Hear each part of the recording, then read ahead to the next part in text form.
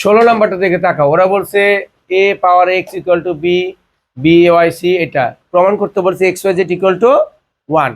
এখন দেখো আমরা যে এইখান থেকে এটা কি আছে, অতএব c z equal to a না, c এর একটা আমি উল্টা দেখে মান বের করবো x y z এর মান, বা এই c এর মানটা কত বলো তো, c এর মানটা কত, এই যে c এই যে c এর মান পাইছি, c এর মানটা কত বলছো ওরা, b উপরে পাওয়ার y সাথে কি থাকবে z, এটা বুঝছো বসানো।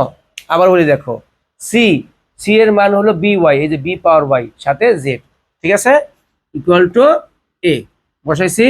বা তাহলে কি হয়, b দিয়ে কি হয় y z equal to a, বুঝতে পারছো এটা, এই যে y z equal to a। পরে আবার এই পাশে করি আমি, বা আবার বি এর মানটা কত এখন বলো, কে বলতো না বি এর মানটা কত, এই যে বি এর মান, এই যে বি এর মান, বি এর মানটা কি এর উপরে এক্স, পরে পাওয়ার কি থাকবে ওয়াই জেড ইকুয়াল টু এ, বুঝছো এটা বসানো। আরেকবার বলি দেখো, আমার এই মানটা কি দেওয়া আছে না প্রশ্নে, এটার অ্যান্সার বলছে 1, কেউ কথা বলো না, আমরা উল্টা মান থেকে বের করব।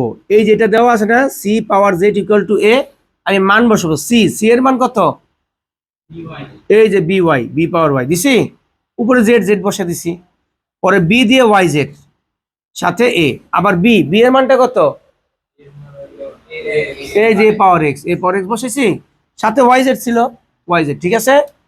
বা এ দিয়ে কি হবে X Y Z equal to A বসাইছি।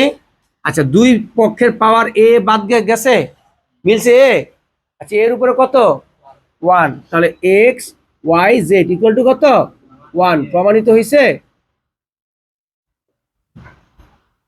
বুঝছো এটা, কিছু নাই মানে কি 1, এই যে এ বাদ থাকে X Y Z equal to 1। আমরা তো 9.12 করছিলাম এরকম যে পাওয়ার মিলে গেলে, এখন বুঝতে পারছো, উঠাও।